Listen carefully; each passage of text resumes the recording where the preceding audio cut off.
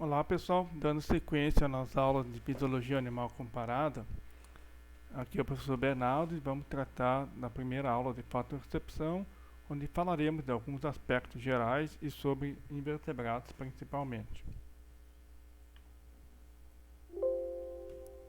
Então a luz visível no ar, ela está dentro da faixa de 300 a 750 nanômetros. Tá?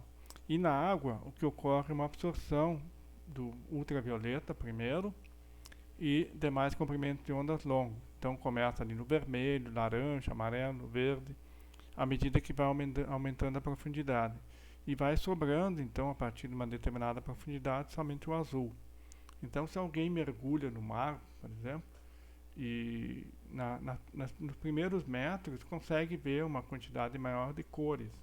À medida que vai mergulhando a profundidades um pouco maiores, começa a ficar tudo meio azulado, justamente em função disso.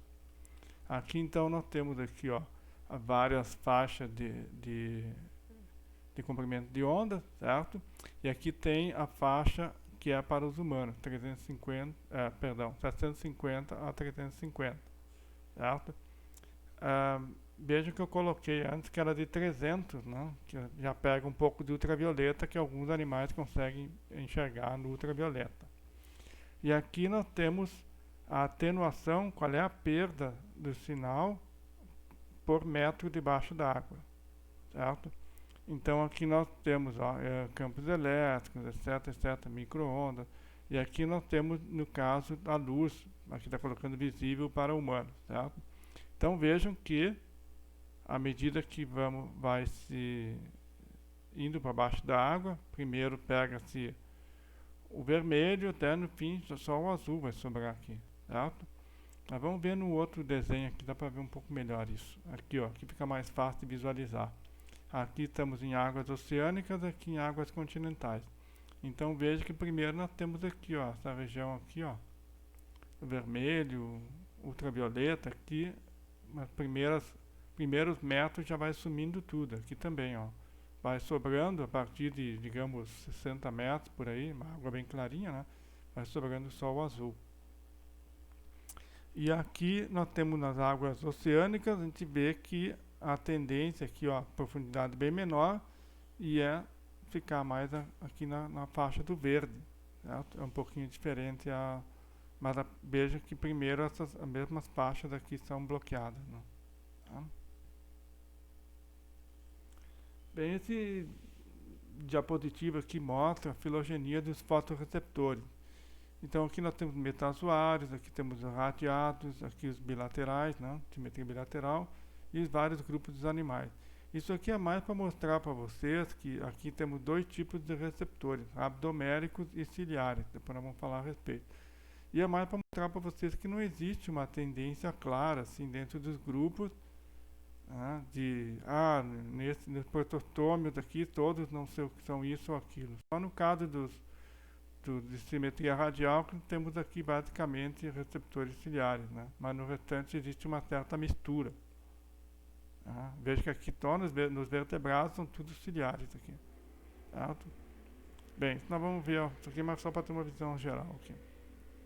Bem, evolutivamente, então, nós temos primeiro o que? Em unicelulares, que têm alguma percepção de luz, eles têm organelas fotorreceptoras, que vão basicamente responder à presença ou ausência de luz. E depois tem uma forma, grupos de células multicelulares, grupos de células receptoras que vão responder à presença ou ausência de luz. Ou seja, vão detectar se tem ou não tem luz, simplesmente isso. E aí, com modificações morfológicas desses receptores, então teremos a possibilidade de uma análise de imagens de movimento. E aí temos então os fotorreceptores localizados, os olhos, que apresentam então um conjunto de fotorreceptores numa camada, que é a retina. E aí qual é a vantagem de ter esses fotorreceptores localizados? A luz vai atingir os fotorreceptores em determinados ângulos, tem uma orientação mais precisa da origem da luz. E animais que formam imagem, então tem olhos que formam imagem. Então temos aqui selenterados, moluscos, anelídeos, onicópteros, artrópodes e cordados. Só que a qualidade da imagem, obviamente, vai ser muito menor nos sedenterados e algumas espécies de moluscos e anelídeos em comparação com cordados, por exemplo. Certo? Então, vamos ver isso daqui a pouco. Bem, alguns tipos de olhos, então. Aqui vamos do mais simples ao mais complexo. O olho em lâmina plana, ele detecta a direção e intensidade da luz. Então aqui, ó, nós temos aqui os receptores, certo? Fotoreceptores, formariam a retina, aqui a superfície do corpo e aqui uma camada de pigmentos. Então isso permite o quê? Se vem alguma luz desse lado aqui do animal, se ele for meio transparente, não vai incidir na retina, porque tem uma camada de pigmentos bloqueando. Então, vem desse lado aqui, ó. Então o animal tem já uma certa orientação de onde vem a luz. Tá? Frequente em forma lavais ou como óleos acessórios em adultos. Certo? Muito bem. O olho em forma de cálice é muito semelhante, só que ele tem aqui, ó. Ele já tem a forma de cálice, certo? Isso aqui é uma abertura mais estreita, então, do que aquele plano, e vai limitar, então, a direção da luz. E aí fica mais fácil de detectar a direção, a intensidade mais ou menos a mesma coisa, contraste claro e escuro e a imagem, de modo geral, com pouca resolução. Então, por exemplo, o olho de planária são 200 fotoreceptores secundados por um pigmento escuro, que aparece aqui, um pigmento escuro, certo? E uma pequena abertura aqui. Aqui nós temos também num bivalve, o pecten, certo? Vejam aqui, esses aqui são os olhos, certo? Pode ser azul e pode ser marrom, dependendo da espécie, disposto na borda do manto. E basicamente aqui faz o quê? Detecção de movimento. Aí se aparece um predador, o animal tenta se enterrar ou fugir batendo as válvulas. O olho vesicular, ele está presente na maioria dos vertebrados.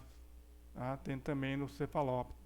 Então a lente na abertura lente na abertura, né, melhora a clareza e intensidade. Então porque a lente ela vai tentar focar a luz que está entrando aqui numa determinada parte aqui, ó. Aqui temos a retina e a luz, em vez de incidir igual em toda essa parte da retina, ela vai incidir com mais intensidade de uma certa parte da retina. Certo? Então a lente aqui ela refrata e converge a luz por um único ponto na retina. Aí então permite formar imagens com boa resolução. Aqui nós temos então, vejam aqui, ó. Aqui numa lesma não tem lente e aqui num polvo tem uma lente, certo? Então veja aqui, ó. Essa parte aqui seria os fotoreceptores, certo? Aqui assim. E aí então aqui dá para fazer um foco. Obviamente a visão num polvo é muito melhor do que numa lesma. Outro tipo de olhos são olhos convexos, aparecem em anelídeos, moluscos e artrópodes. Né? E os mais complexos, então, desse tipo, são os olhos compostos de artrópodes. Aqui nesse caso, vejo que a retina está nesse formato aqui, ó, bem diferente. Certo? É um olho convexo. Já vamos falar mais sobre esse tipo aí. Então aqui mostrando, por exemplo, aqui umas aranhas aqui, né? Um tipo de olho, certo? Aqui não é muito sofisticado, mas pelo menos é um olho convexo. Dos mais sofisticados que tem, desses convexos, então, são os olhos compostos. Os olhos compostos, como o próprio nome já diz, são formados por várias unidades básicas, que são os somatídeos. Os somatídeos, então, cada um deles possui uma lente, um cone cristalino, certo? Possui raptômeros, a camada interna de células retinulares que possuem um pigmento fotossensível que é a rodopsina. Certo? Então essa camada interna aqui, que valeria como uma retina para o animal. Certo? Então nesse caso aqui a luz ela vai incidir aqui nesses rabdômeros aqui, vai estimular a entrada de sódio, né, em alguns também cálcio, provocando uma despolarização dessas células retinulares. E aí temos a percepção da luz. Então aqui mostrando, ó, um olho composto, certo? Aqui também. E aqui na formiga dá para ver. Vamos ver em melhor detalhe agora. Ver, ó. Aqui dá para ver, ó. Certo? Um olho composto. Vejam aqui, ó. Cada coisinha que aparece aqui, ó. Na verdade é isso aqui, ó. É um omatídeo, ó. Cada hexágono desse aqui, ó, corresponde a um omatídeo que está aqui, ó. certo? Aqui está o omatídeo. Depois, eu acho que tem um outro desenho mostrando a estrutura. Bom, vamos ver aqui. Então, o omatídeo, temos aqui, ó, a parte superior, aqui a lente, certo? Aqui as células retinulares, feito um corte transversal aqui, mostrando essa parte aqui, ó, do rabdoma, onde tem o pigmento fotossensível, certo? E aí, os óleos compostos podem ser de dois tipos, podem ser óleos de aposição e de superposição. No de superposição, os óleos, no de aposição, os rabdômenes são contínuos e estendem-se da lâmina basal ao cone cristalino, certo? Até a lente. O pigmento cobre toda a extensão do omatídeo. Então, cada omatídeo entra um cone de luz e forma uma imagem individual. Cada um daqueles omatídeos vai formar uma imagem diferente. E aí o sistema nervoso central vai construir uma imagem única. Ele vai montar como que um mosaico dessas pequenas imagens e formar uma imagem única. Então aqui, ó, entra a luz e vai para cada omatídeo, certo? Fica aqui dentro. Isso é um olho da posição. E no olho de superposição, os rabdômenes são contínuos, curtos e separados do cone cristalino. Durante o dia, tem mais luz, os pigmentos enchem o espaço entre o cone e o rabdômen. A luz é interceptada e ele funciona como um olho da posição. E à noite, os pigmentos juntos, na região distal e proximal, e a luz é desviada na zona clara. Então, temos superposição no mesmo rabdômen. Isso quer dizer o quê? Que a imagem entra dentro do omatídeo e pode se espalhar para os omatídeos vizinhos. E aí a imagem vai ficar menos clara, vai ficar menos nítida. Mas pelo menos o animal consegue perceber alguma coisa, tá? Porque tem menos luz presente, então ele tenta aproveitar ao máximo a luz existente. Então aqui nesse desenho nós temos, ó, o cone cristalino aqui, que é a lente, certo? Aqui a célula retinular, e a parte aqui no meio aqui tem o rabdômen, que está aqui, ó, que é a parte fotossensível, e veja que os pigmentos aqui no de aposição, que seria esse aqui, estão ao longo de todo o omatídeo. Então a luz entra aqui e estimula simplesmente essa parte fotossensível aqui.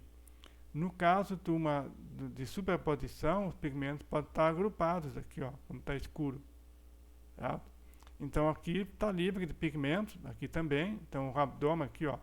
Então a luz vai entrar, ela vai incidir nesse rabdômen, mas também vai para o vizinho, para o omatídeo vizinho. Assim como a luz do omatídeo vizinho, uma parte vai estimular aqui também. Então tem essa percepção desses detalhes assim. Então o olho de superposição ele é mais sensível à luz, né? E esse desvio da luz para os omatídeos vizinhos pode ser por refração por lentes, como se encontra nos coleópteros, ou por pigmentos refletores, que são o quê? Cristais de guanina, que estão localizados ali dentro do omatídeo, como tem nos crustáceos decápodos. Então, é mais comum em espécies noturnas, crepusculares ou em ambientes de pouca luz, como por exemplo mariposas e lagostas. Aqui no olho de superposição de um inseto mostrando as lentes, né? Então aqui, ó, a luz, além de incidir no próprio abdômen aqui, está mostrando nesse caso sendo refletida por uma lente para pegar o abdômen vizinho aqui, ó. Vai pegar, aqui não mostra, está mostrando só esse daqui para simplificar, mas vai pegar no do lado, e esse daqui pega no desse daqui, assim por diante, tá? Muito bem, então desses olhos de invertebrados, lembre-se que os mais complexos são os olhos compostos, encontrados em alguns artrópodos e que podem ter dois tipos, de aposição ou de superposição. O de aposição dá uma imagem mais nítida, mas necessitam de mais luz. E o de superposição dá uma imagem mais borrada, mas eles são mais sensíveis à luz.